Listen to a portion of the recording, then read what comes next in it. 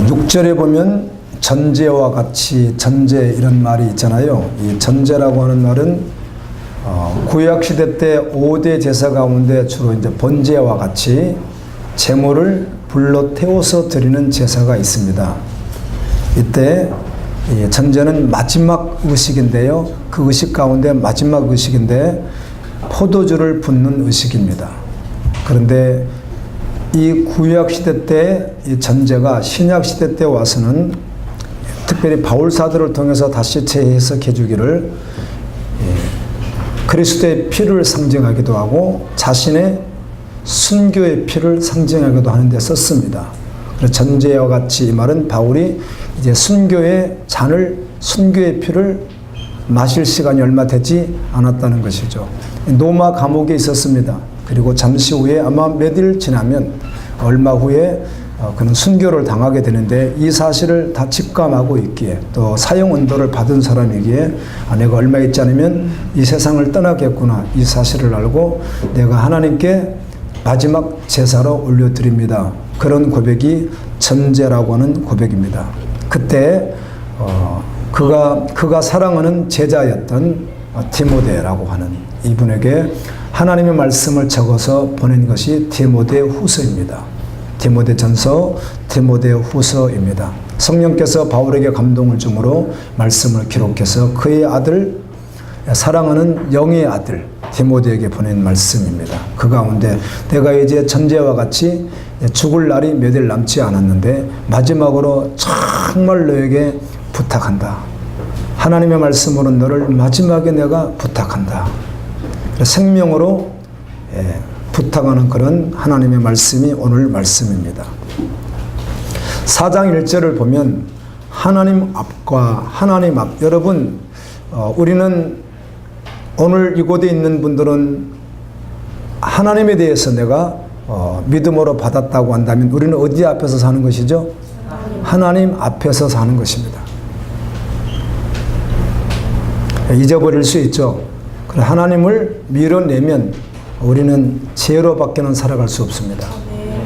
그래서 경우에 따라서는 하나님을 밀어내면 호흡하는 것마저도 죄가 될 수 있고 먹고 마시는 것마저도 죄가 될 수 있습니다. 정말 하나님 앞에서 살아야 됩니다. 그래서 너 하나님 앞에서 너를 한번 보아라 이런 말씀입니다. 여러분 하나님 앞에서 말이에요. 하나님 앞과 살아있는 자와 죽은 자를 심판하실, 살아있는 자와 죽은 자가 말은 예수님이 재림하시게 되면 이미 죽은 자들이 있겠죠. 그리고 예수님이 재림하실 때 또 살아있는 자도 있어요, 없어요? 있습니다. 그래서 함께 말하는 것입니다. 죽은 자, 산 자, 그런 말이죠. 심판하실 그리스도 앞에서 다시 오실 예수 그리스도는 성경에 끊임없이 심판주로 오신다고 말씀합니다. 초림 예수 처음 오셨을 때는 아기 예수로 구원주로 오셨다면 다시 오시는 예수님은 심판주로 오시는데 그의 신부들은 영접하고 아멘. 그의 신부들이 아닌 자들은 심판하게 하여 오십니다.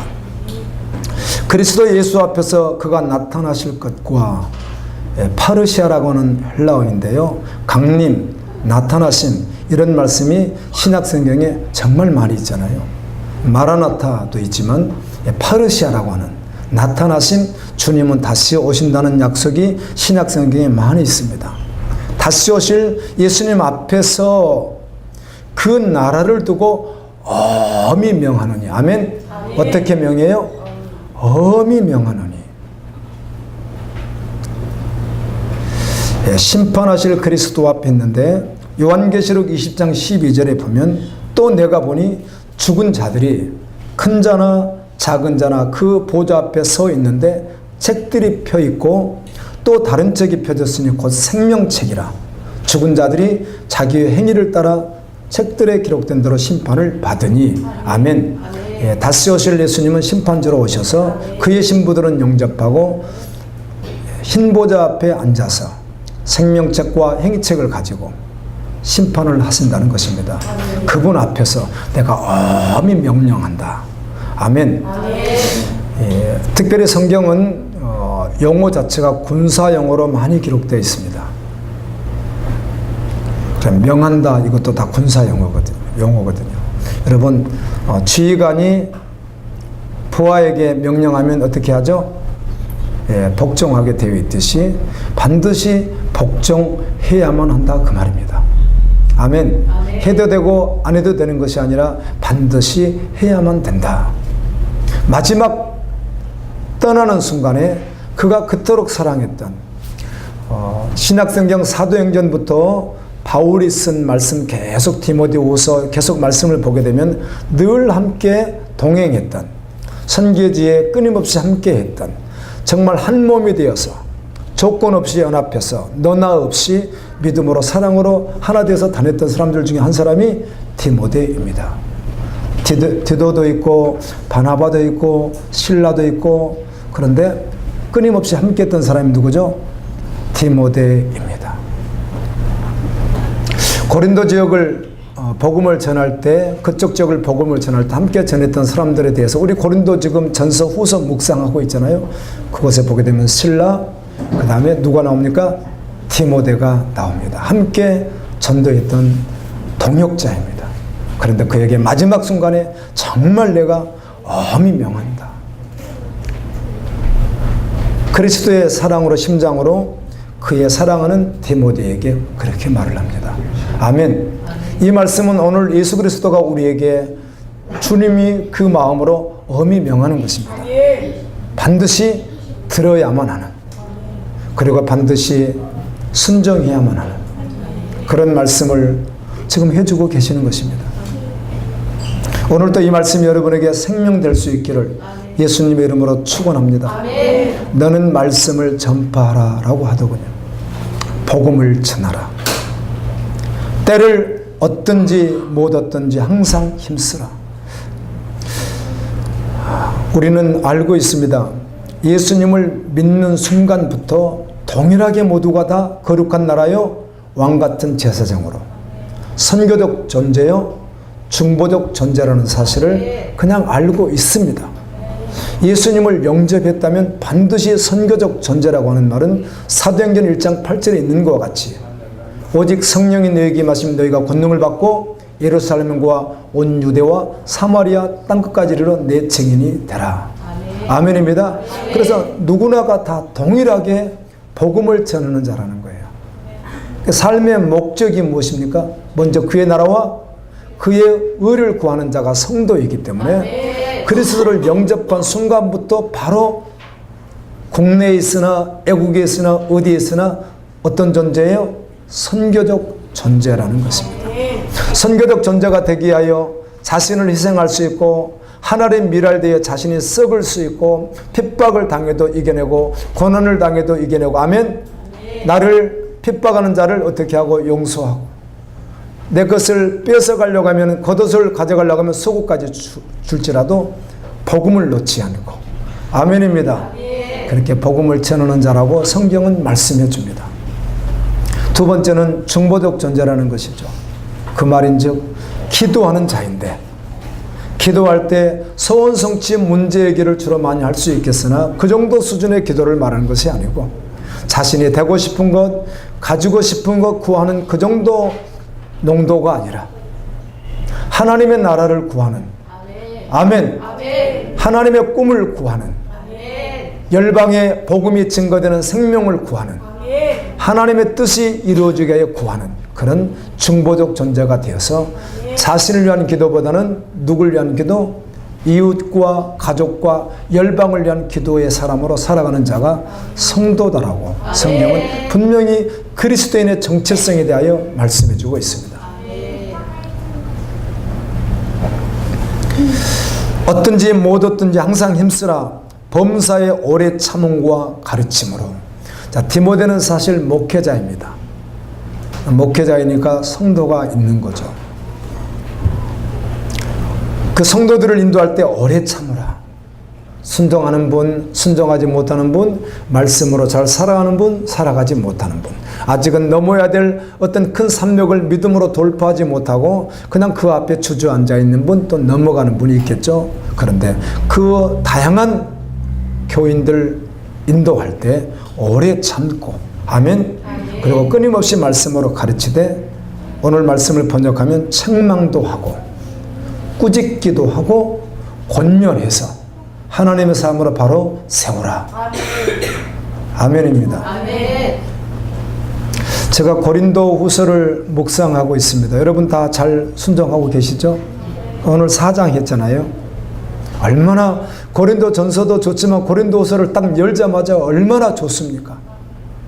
하나님의 종이었던 우리가 그토록 본받고 싶어하는, 같이 동일시하고 싶어하는 사도 바울의 그 복음 전하는 현장에서 어떻게 주님과 동행하고 어떻게 사람과 관계를 맺으며 어떻게 생명으로 달려가는지. 아멘. 아멘. 주님이 지켜보시면서 주님이 응원하고 계시고, 바울아 그렇게 걸어가, 이렇게 걸어가, 이렇게 하라고 계속 주님이 위에서 인도하심 속에, 아멘입니다. 성령의 붙들림받아 움직이는 그 바울의 모습을 볼 때 얼마나 감동인지 모릅니다.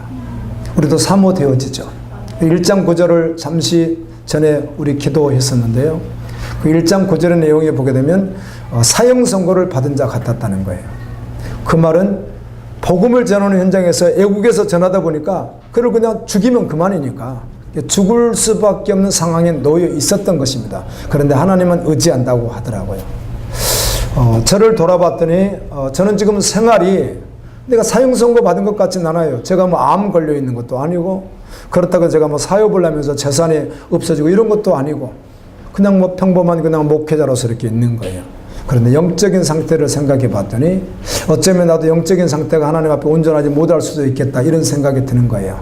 그런데 우리 성도들에게 금요일도 제가 외쳤습니다. 무슨 말을 했는가 하면 저에게, 저 개인에게 최고의 행복이라고 한다면, 제가 제일 소망하는 것이 있다면, 정말 운명되어 소망하는 것이 있다면 내가 구원받아 천국에 가는 것입니다. 아멘. 여러분, 구원받아 천국에 가는 것이 얼마나 엄청난 일입니까? 아멘. 목회자라고 다 구원받는 거 아니거든요. 그래서 이런 생각을 해봤습니다. 믿음으로 잘 달려갈 때는 내가 꼭 아시아에, 대한민국에, 대전에 내가 성 머거스튼 같이, 성 프랜시스 같이, 예를 든다면 내가 대단히 참 내가 성스러운 사람 이렇게 했다가도 어떨 때 보면 한없이 내가 꼬라박고 있는 나의 모습을 보면서 이 모습 가지고는 안 되는데, 그때 주님 바라는 건 아닐지라도 지금 내가 갈팡질팡 할지는 몰라도 저는 주님을 알아요. 말씀을 기억합니다. 복음을 알고 있습니다. 그런 나에게 너 이제 인생 그만 살아야 되겠어라고 혹시 사형 선고라도 내려주신다면, 그건 질병이겠죠. 사고겠죠. 그렇다면 꼼짝달싹할 수 없이 흰 침대에 내가 누워있게 된다면 그때 무슨 내가 죄를 범할 것이며 내가 그때 무슨 세상의 소망을 둘 것이며 내가 그때 무엇을 바라겠는가? 오직 한 분 예수 그리스도. 아멘. 아멘. 주님밖에 남지 않겠네요. 그러면 적어도 천국은 확실히 가겠네요. 이렇게 목사이지만 믿음으로 잘 달려간다고 하다가 나도 모르게 질퍽거리다가 어느 날 갑자기 내가 세상을 떠나서 주님이 난 너 몰라 혹시 그런다면, 마태복음 7장에 능력도 행하고 귀신도 쫓아내고 질병도 고치고 엄청난 사역을 했음에도 불구하고 주님이 난 너 모른다고 그러시잖아요. 누구에게? 사역자들에게. 주님이 나 모른다고 하면 이건 이보다 더 끔찍스러운, 이보다 더 충격, 이보다 더 나에게 슬픈 일이 어디 있겠습니까? 그래서 사형 선고를 주님이 내리셔서 시트에 이렇게 누워 있다면 천국 가는 건 확실하겠네. 회개할 기회도 주어질 것이고. 아멘. 무슨 죄를 범하겠는가? 누워서 예수님만 생각하고 한쪽의 강도와 같은 심정으로, 주님 저는 평생 강도와 같이 살아왔습니다. 그래도 주님 나라에 임할 때 저 좀 기억해. 아멘. 그런 진지한 시간을 가질 수 있겠구나. 그런데 주님이 성령님이 하시지만 제가 목회를 하면서 임종우 씨에 있는 분들을 만나게 되잖아요. 만나면서 뭐 이런 생각도 해봤습니다. 와, 주님이 나에게 맡겨주신 하나님의 사람들에게 적어도 66권의 말씀을 정확하게 원색 그대로 전해줘야 되겠구나. 그리고 이걸 정말 가르쳐줘야 되겠구나. 그래야 마지막 자신이 힘이 없어서 누워있을 때도 그 말씀을 붙들고 주님 앞에 바로 나갈 수가 있는데, 말씀이 없으면, 평생을 설교를 들었지만 복음이 없으면 마지막에 왔다 갔다 하겠구나. 그런 생각을 했습니다.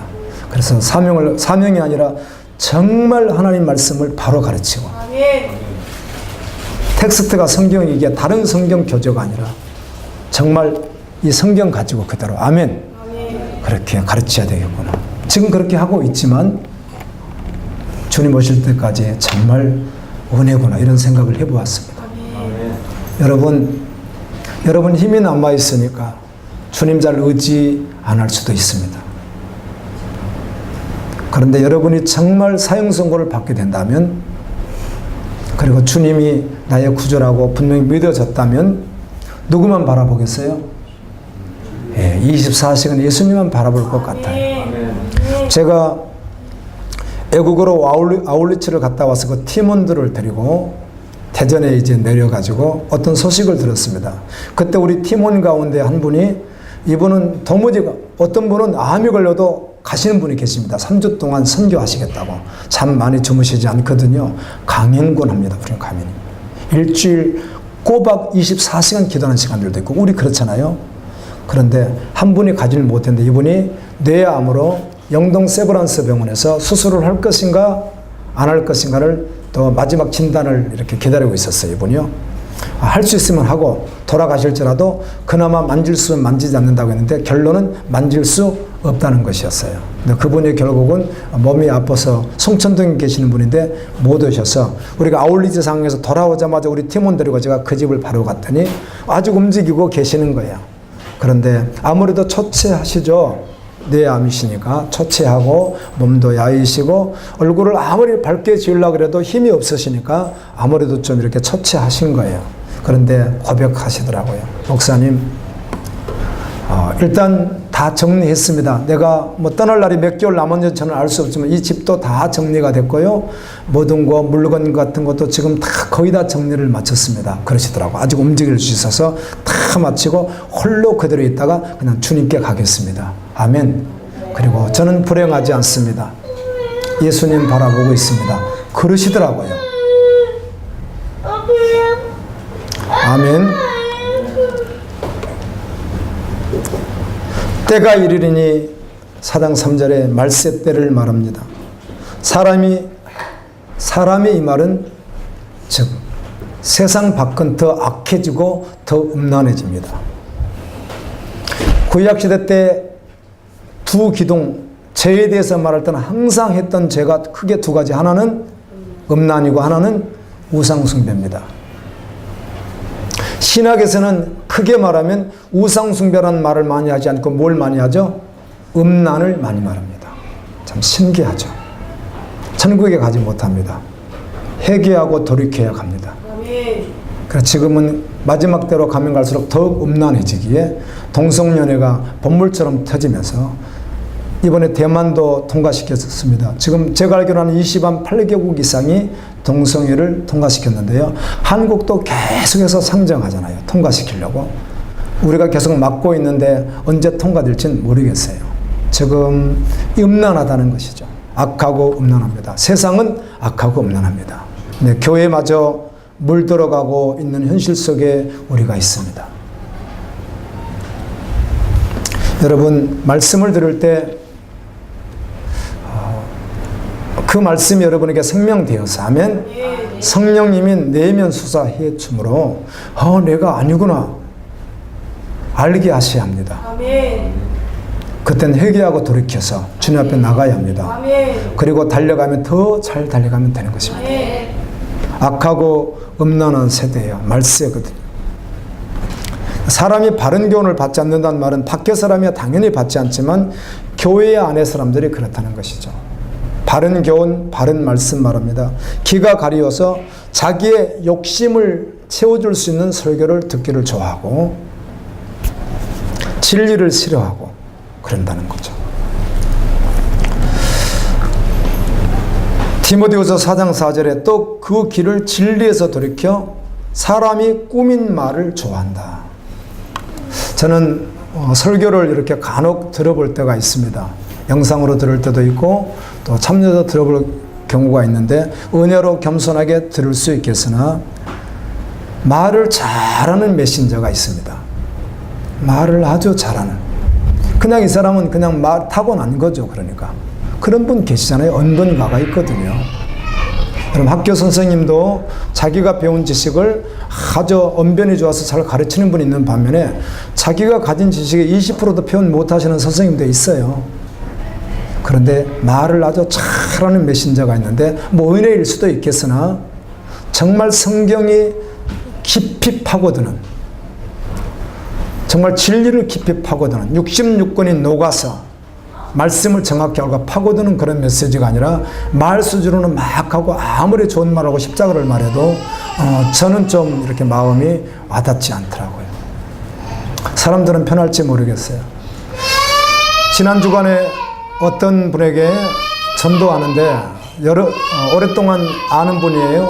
그래서 제 설교를 한번 들어보고 싶다고 영상으로 그러셔서 제가 3개를 선택해서 줬어요. 아무거나 들으면 좀 어려울 것 같아. 초신자니까, 전혀 교회를 다니지 않으니까 내가 3개를 선택해서 수백 개 가운데 이걸 먼저 한번 들어보세요 했는데 내가 스스로 뭘 느꼈느냐 하면 교회도 오지도 않고 다녀보시지도 않는 이 여자분이, 40대 여자분이 내 그냥 보통 설교를 그렇게 들으면 못 알아들을 것 같은 거예요. 무슨 말인지 전혀. 내가 너무 어렵게 하는 것 같고 못 알아들을 것 같은 거예요. 그런데 여러분, 예수님이 하신 말씀은 알아듣습니까? 우리가 쉽다고 생각하는데요. 하나님은 영이십니다. 아멘. 그냥 그 설교 내용이 무슨 말인지 전혀 몰라도 천국 그러면 천국 있나 보지. 아멘입니다. 아멘. 지옥 지옥이 있나 보지 라고 믿어지면 어떻게 되는 거죠? 되는 겁니다. 아멘. 주님이 사람을 통해서 역사하시지만 언변이 좋아서 구원받는 게 아닙니다. 아멘. 여러분 디모데전서 열심히 보셨죠? 2장도 계속 나오죠. 바울이 세상의 어떤 수수학적인 언어로 말씀을 전하지 아니하고 어떻게 했다는 거죠? 하나님이 주시는 오직 능력으로 전했다고 하잖아요. 아멘. 복음을. 할렐루야. 아멘. 말 잘하고 못하는데 복음이 있는 것이 아니거든요. 주님 일하시면.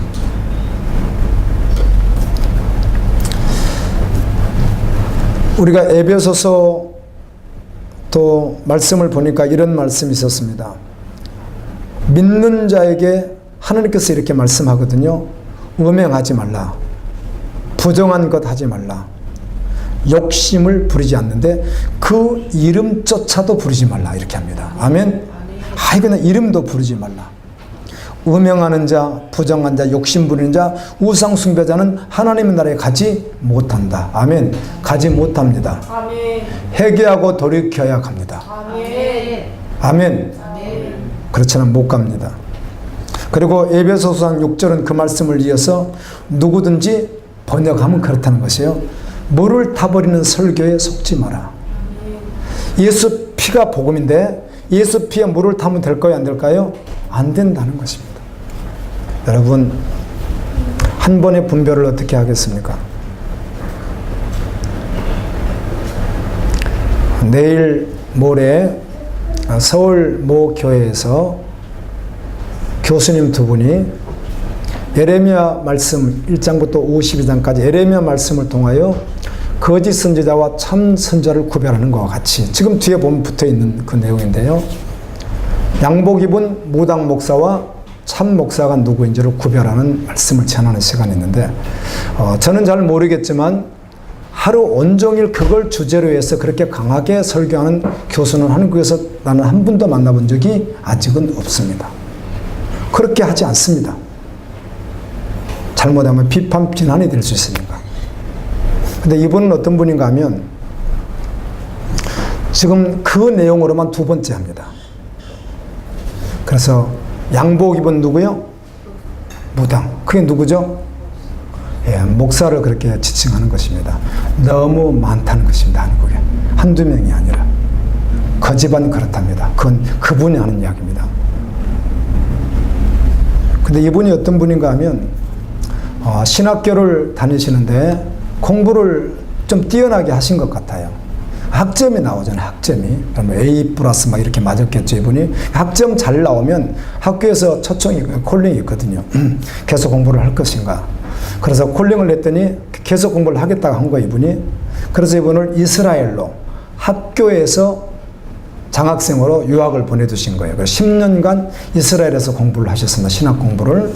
그리고 다시 들어오셔서 신학교에서 정교수로 바로 가르치고 계시는데 아들, 딸 둘이 미국에서 유학을 하고 있는 거예요. 그래서 자기가 교수에서 받은 월급, 또 논문 쓴 것, 강의료 이런 걸 통해 가지고 이제 충당을 하고 있는 겁니다. 유학을 하고 있으니까. 그런데 어떤 분이 이분에게 또 콜링을 했어요. 이분이 누구인가 하면 예수님밖에 없는, 재산도 모든 것도 전체를 베드로 바울처럼 내려놓고 생명을 걸고 주님 나라를 위해서 달려가시는 분인데, 그 단체가 있는데 그 단체의 장이 어떤 관계가 있어서 아시니까 그분을 콜링했어요. 우리 단체로 들어오시오. 이 교수님이 알거든요. 그 단체에 들어가려면 교수직을 내려놔야 되고 재산을 제로로 만들어야 되고 평생을 재산 없이 살아가야 된다는 걸 알거든요. 6개월 돼도 결론을 못 내렸답니다. 내가 당장 그만두면 지금 유학하고 있는 자식들 공부도 할 수도 없는 것이고 여러 가지 문제가 발생해서. 그런데 결국은 주님이 그분을 불렀습니다. 그래서 정교수 내려놓고 지금은 서산에 계시는데요. 다 내려놓고 가셨어요. 그쪽으로. 월급을 지금 수년째 교수로 계시지만 월급 받아요? 안 받아요? 안 받아서 그 학교 자체가 월급을 주는 학교가 아닙니다.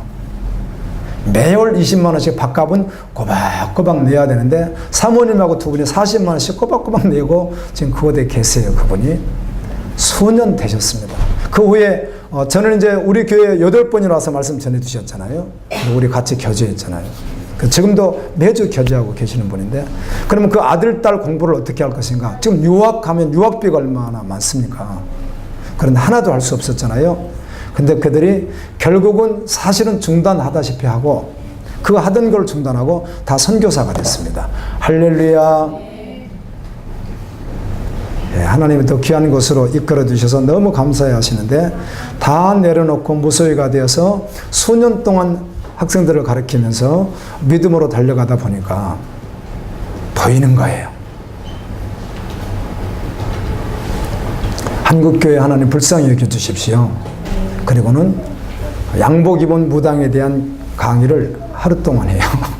그리고 이런 강의는 아마 저는 없는 걸로 알아요. 하지 않습니다. 근데 어떤 신학교수가 그렇게 하지 않습니다. 근데 이분은 주님 앞에 서서 달려가다 보니까 안타까운 것이죠. 아멘.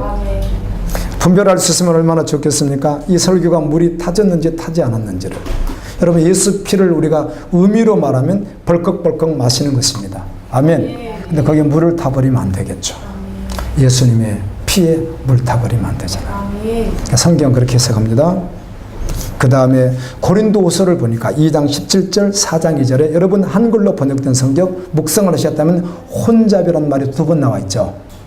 혼잡, 그렇죠? 이 혼잡이라는 말도 다른 번역으로는 물을 탔다는 말입니다. 설교를 하는데 그 메시지가 십자가 복음이 정확히 아닌 거예요. 그러면 물이 탔는데 탔는지 안 탔는지 모르니까 너희들 분별하고 혼잡하게 하지 말고 혼잡한 걸 따르지도 말고 혼잡한 걸 마시지도 마라. 디모데야, 너는 설교자로서 절대로 그렇게 하지 마라. 부탁하는 거예요. 아멘입니다.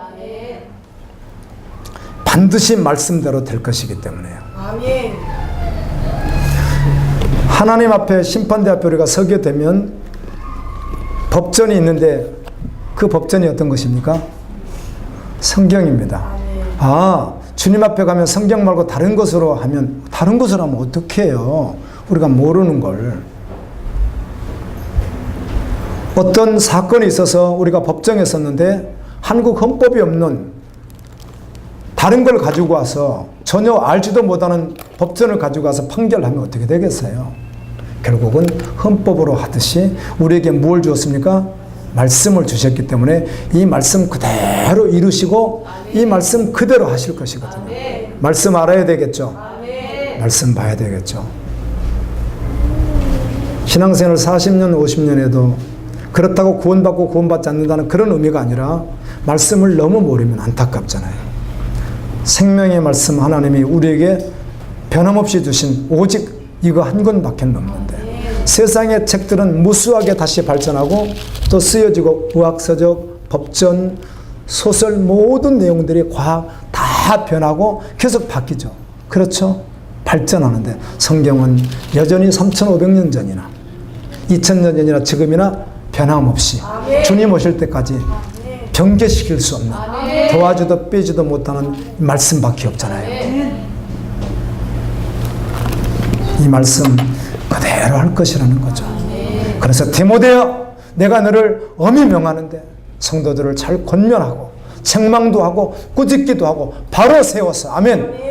혼잡한 말 분별하게 하고 자기들이 원하는 사욕을 따라서 자기 욕심을 채워줄 것 같은 세상을 쫓아가는데 도움이 될 것 같은 전하지 말고 생명의 메시지를 전해다오. 이렇게 부탁하는 것입니다. 구원함을 받은 성도들은 제약이 가득한 이 세상 한복판에서 학교에서 직장에서 사업장에서 믿음으로 살아가는 것입니다. 믿음으로 살아다오 부탁하는 것입니다.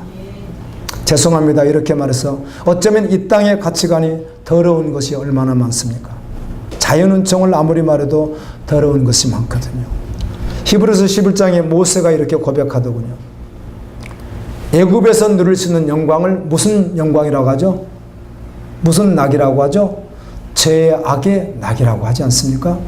모세가 애굽에 있었으면 왕의 자리에 올랐을 것입니다. 그런데 그것을 죄와 함께 누리는 거래요, 자기가.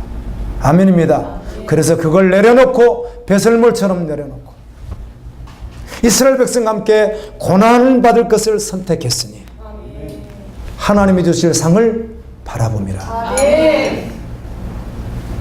아멘입니다.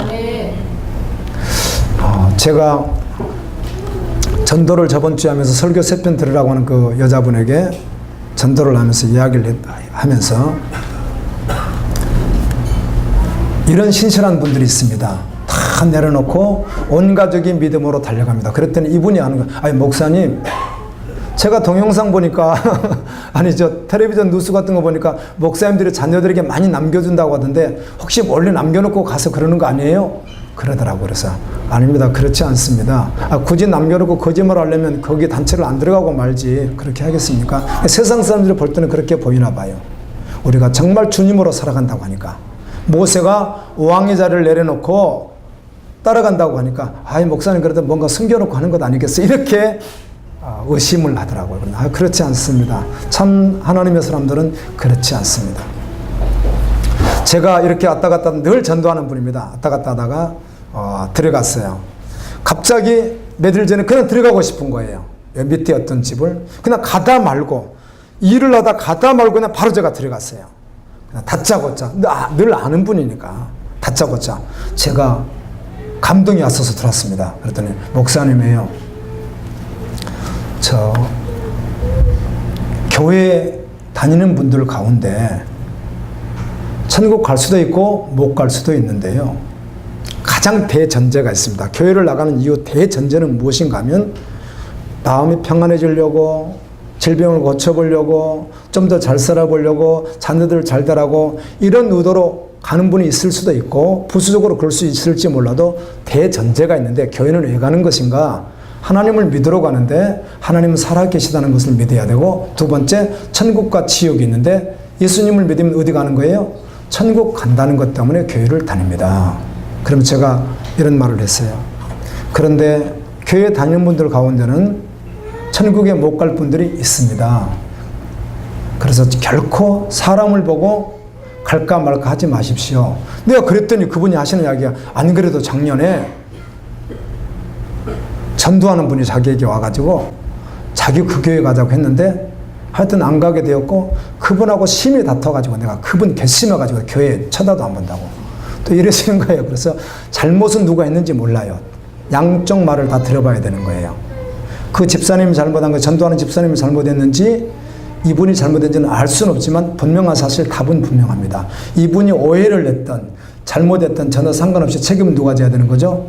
집사님이 져야 되는 거예요. 아멘. 무슨 말인지 알겠어요? 그분이 연약한 말을 했던 잘못했던 욕심을 부렸던 대적을 했던 전혀 상관없이 어떻게 했어야 되는 것이죠? 그리스도의 빛을 비춰줬어야 하니까.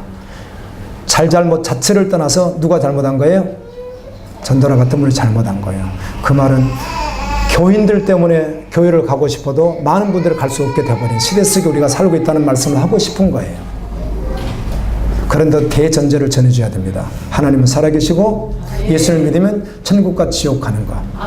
아멘. 속지 말라고 말해줘야 된다는 거예요. 그래서 더러운 가치관에 빠져 있지 않습니다. 그리스도인들은. 유행에 더럽히지 않습니다. 하늘에 속한 사람으로 하나님의 사람으로 살아가는 것입니다. 이사야 39장 7절에 보면 이런 내용이 있습니다. 이사야 선지자가 히스기야 왕에게 예언하는 말씀인데요. 왕이여 당신 후손에서 태어나는 사람들 중에 바벨론의 환관이 될 것입니다. 이 환관은 그것에 된 우리나라는 넷이라고 합니다. 예, 넷이가 될 것입니다. 그 누구죠? 그 사람이 다니엘, 사드랑, 메삭, 아벳느고가 그것에 된 왕족 출신들입니다. 바벨론에 가서 다 거세를 시켰습니다.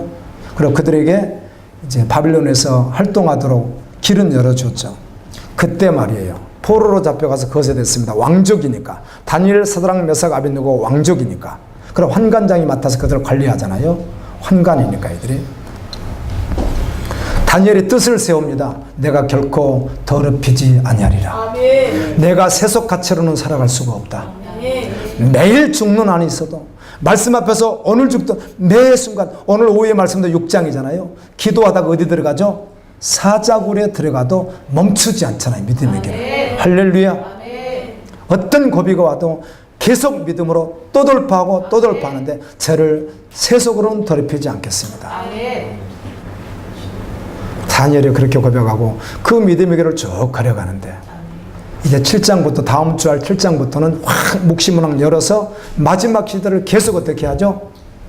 역사에 일어날 수많은 일들을 하나님이 막 요한에게 보여주듯이 보여주시면서 마지막 때까지 계속 말씀합니다. 할렐루야. 마지막 심판도 말씀합니다. 12장 1절에 역사 일이 없었던 환란이 있을 것까지 다. 아멘입니다. 주님이 일하시더라고요.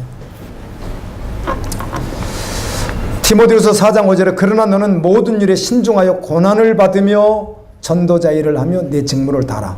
이 디모데후서에는 고난을 받으란 말이 4번 등장합니다. 전 생각해 봤습니다.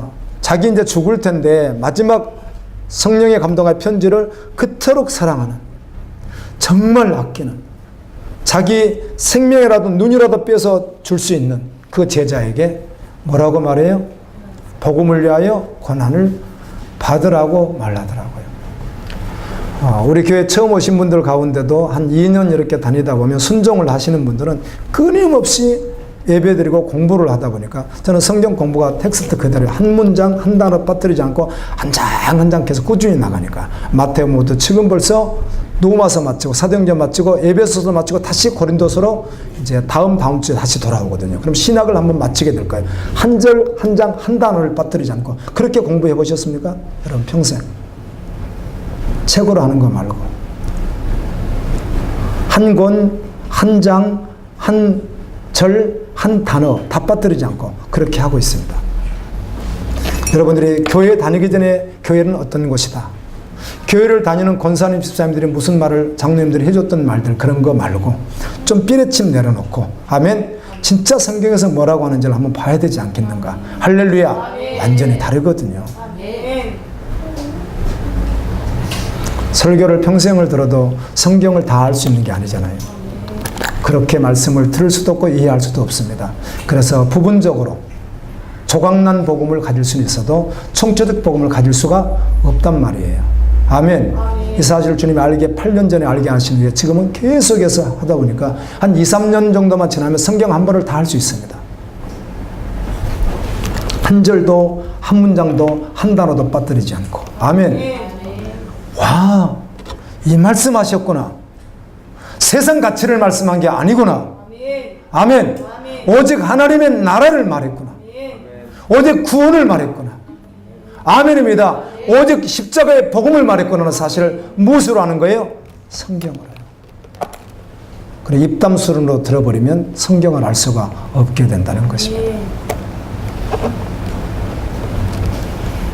믿음으로 달려가다가 병든 자 기도하면 고쳐주시기도 하고, 믿음으로 달려가다가 귀신 들린 자 기도하면 떠나기도 하고, 아멘. 그러는 것이 그게 주가 되어서 한쪽으로 흘러도 총체적 복음이 되지 않으니까 건강한 신앙이 될 수가 없는 것입니다.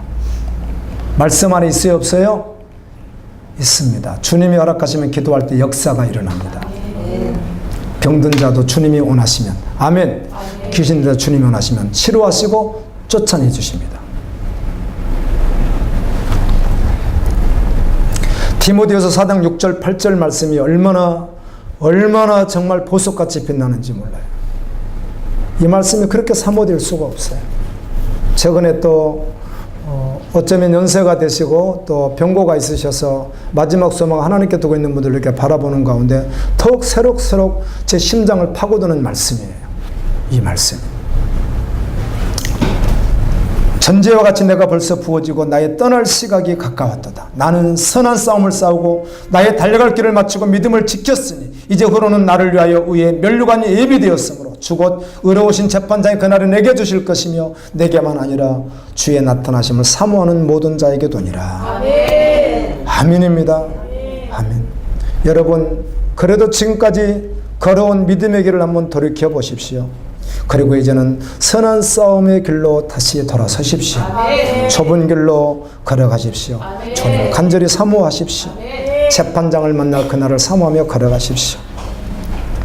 아프리카로 선교를 떠나며 영국 볼스트로드라고 하는 지역의 한 창고에다가 이분들이 떠나기 전에 놔뒀던 여러 가지 물건들, 가방들이 있는데 이것을 후에 38년이 지난 후에 다큐멘터리로 만들어서 만든 영화가 있는데 나의 선택이라고 하는 영화입니다.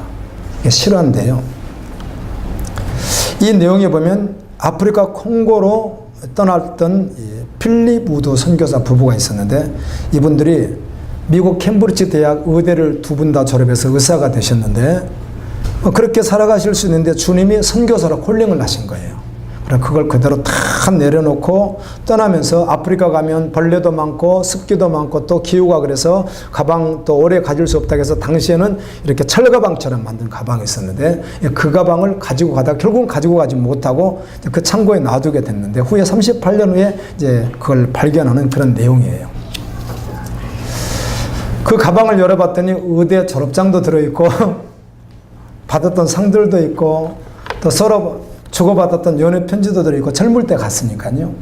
그런 것들이 들어있는 거예요. 또 아프리카에 대해서 알아야 되니까 문화에 대한 그런 책들도 들어있었던 건데 가지고 가지 못했습니다. 38년 후에 60이 넘으신 이 부부에게 물었습니다. 미국에 남아있었으면 명예도 가지고 계시고 돈도 버실 수 있고 안락감도 누릴 수 있으셨을 텐데 그리고 예수님 믿으면 되는데 선교사로 평생을 살아가시는데 후회한 적은 없으십니까? 이렇게 질문을 했습니다. 그랬더니 아주 단호하게 말을 잘못하면 오해할 것 같으니 아주 단호하게 후회한 일이 없습니다.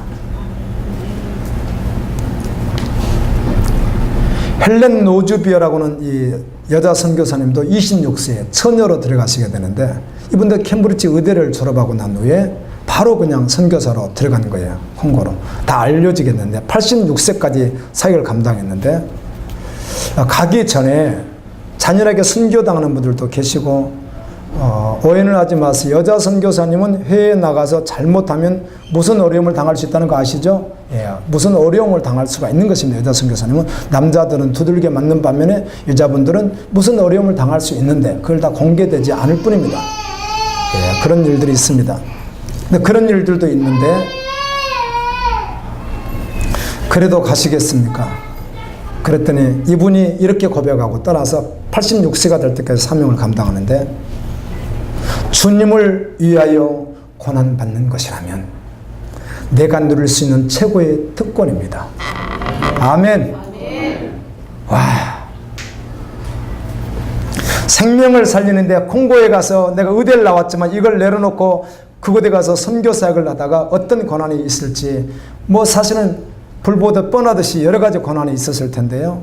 그런데 고백하기를 주님을 위하여 내가 고난을 받는다면 그것은 나에게 있어서 최고의 특권이 되겠습니다. 감동이더라고요. 주님, 남은 삶을 이렇게 살아갈 수 있도록 은혜를 주옵소서 고백하는 시간을 갖게 됩니다. 우리 다 같이